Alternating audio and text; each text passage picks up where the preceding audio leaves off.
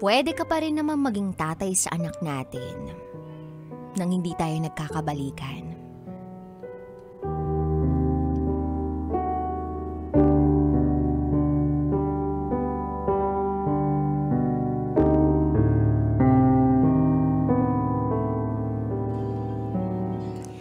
Hi, DJ Rocky. Itago mo ko sa pangalang Sevi. At ito, ang aking secret file.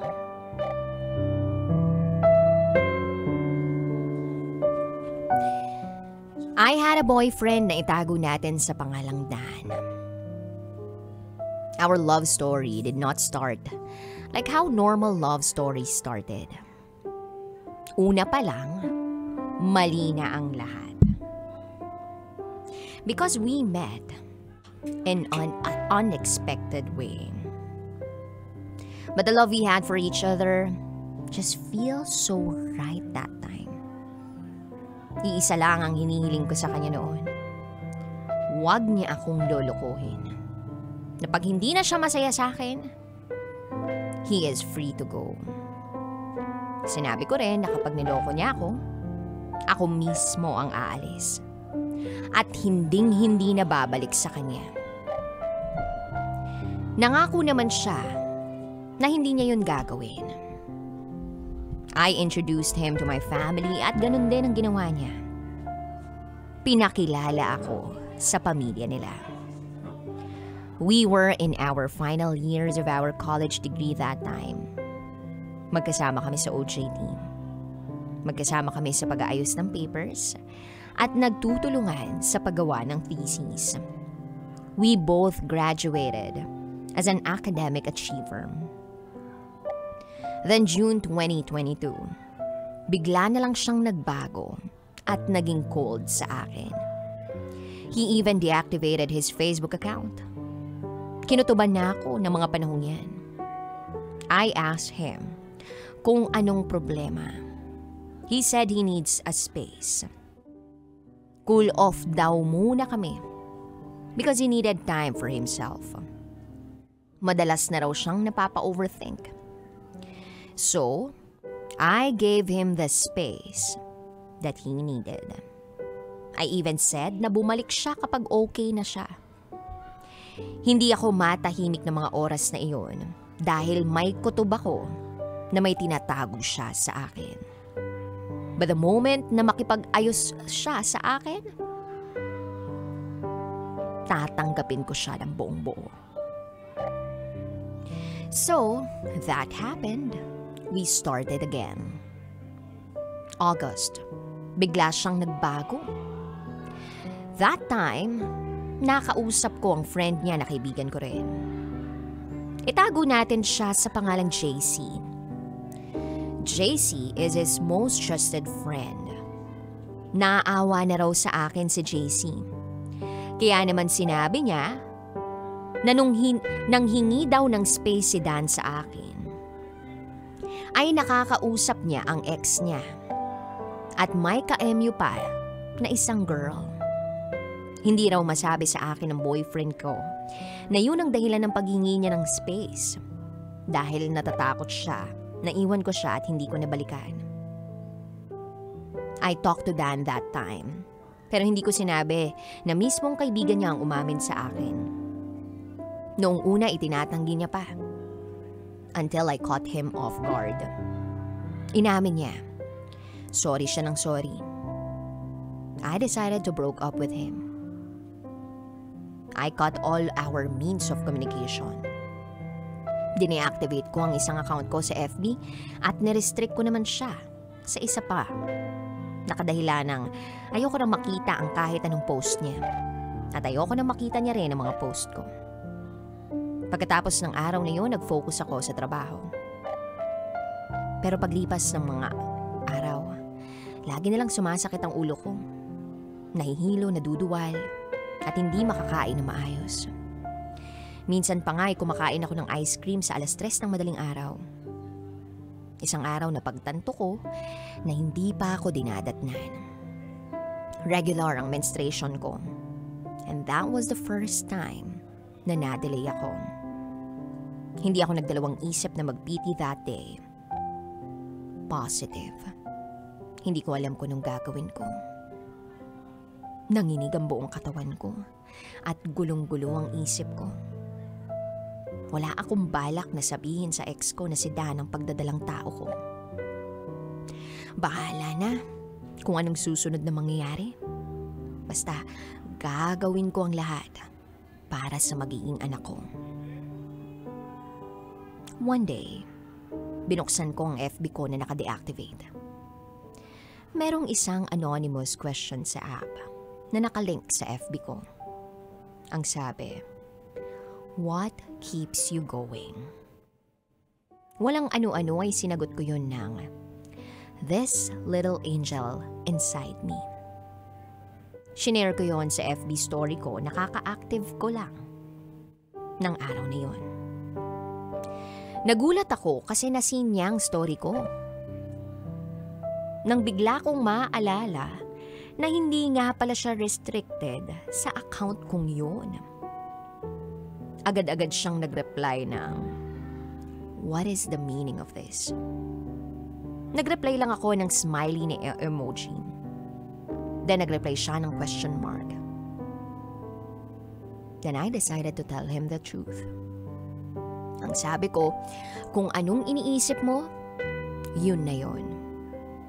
Then he replied, "What?" Sabi ko, "Buntis ako, Dan. Pero huwag kang mag-alala. Hindi kita pipilitin na balikan ako. At wala akong hihingi na kahit ano. Tama na yung nalaman mo na magkakaanak ka na." After nun, tawag siya ng tawag sa akin, pero hindi ko sinasagot. I even blocked him sa messenger. Nag-text siya sa number ko saying, "Kausapin mo naman ako, Mia. Gusto kong maging ama sa anak ko. Ayokong maranasan niya ang naranasan ko na magulo ang pamilya." Tumawag uli siya sa phone number ko, and I blocked him again. Natapos ang araw na yun, nagpatulong siya sa isang mutual friend namin na makausap ako. Pero sarado ang isip ko that time dahil ipinasok ko na sa isip ko na hindi na ako babalik sa kanya.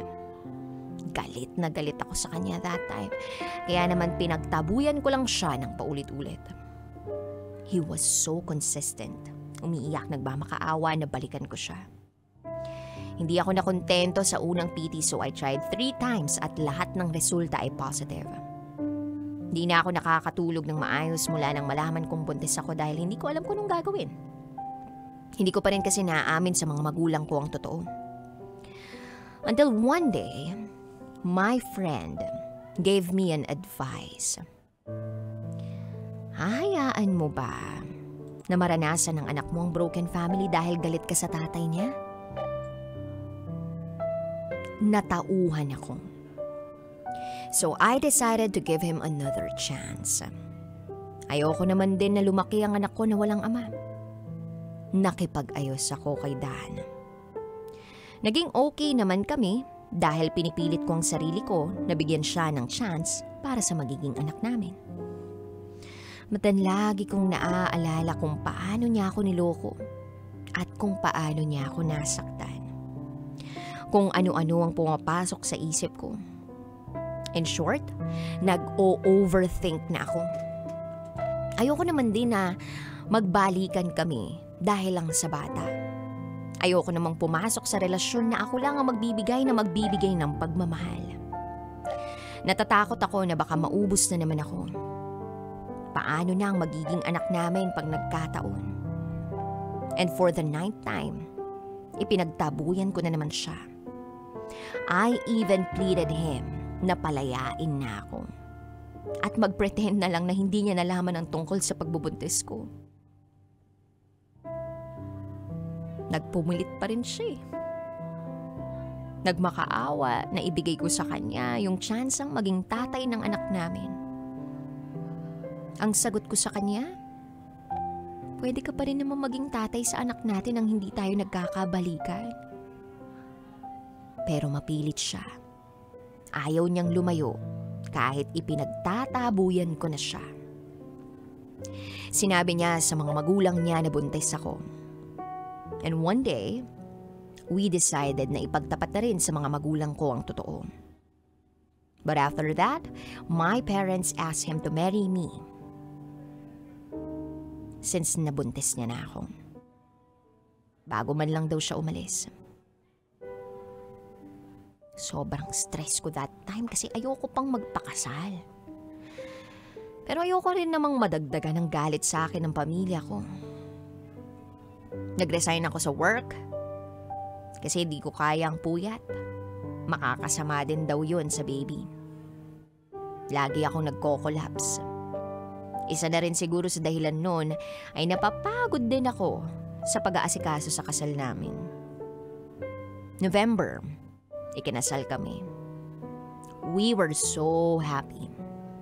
He even cried while reading his marriage vow. We celebrated Christmas together sa bahay nila. And then sa New Year, sa bahay naman kami nag-celebrate. But before Christmas, nag-umpisa nang sumakit ang balakang at puson ko. Pero hindi ko pinansin dahil akala ko normal lang yun sa buntis. December 24, I told him, sumasakit talagang balakang ko. Kinabukasan, Christmas Day, hinatid niya ako ng hapon sa amin. Nilagnat ako ng gabi. Sumasakit ang buong katawan ko, ni hindi ako makatayo o makagalaw sa sobrang sakit. December 26, ganun pa rin. December 27, bumangon ako para magbanyo dahil humihilab ang tiyan ko. Laking gulat ko na lang na may lumabas na buo-buo sa akin. Pagtingin ko sa toilet, puro dugo. Nung una, almost black ang lumabas. After nun, red na dugo naman ang sumunod. Sobrang daming dugo. Nag-iisa ako sa bahay that time. Tumawag ako sa kanya. Tinawagan naman niya ang pamilya niya. 4 hours na akong dinudugo bago pa sila dumating. At imbes na sa emergency ako idala, sa clinic ako dinala. At ang sabi sa clinic, mens lang daw ang dugo na yun. At hindi raw ako buntis.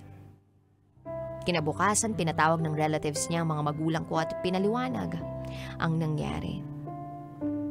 Kesyo pinaniwala ko raw sila na buntis ako pero hindi naman daw. Hanggang sa matapos ang usapan at ang sabi ng daddy niya, dun muna daw ako tumira sa kanila pag nakaalis ang asawa ko. Pumayag naman ang mga magulang ko.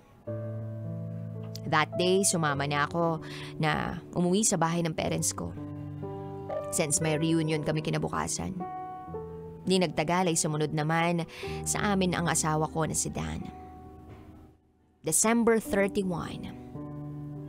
Pag-uwi namin galing sa kamag-anak namin, nagmamadali siyang umuwi sa kanila. Pinapauwi raw siya ng daddy niya. Ang sabi ko, akala ko ba dito tayo mag-New Year? Since sa inyo naman tayo nagpasko. Pero umuwi pa rin siya. Halos maghapon siyang hindi nagparamdam. Sobrang cold. Samantalang ako iyak ng iyak dahil sa pagkawala ng baby ko.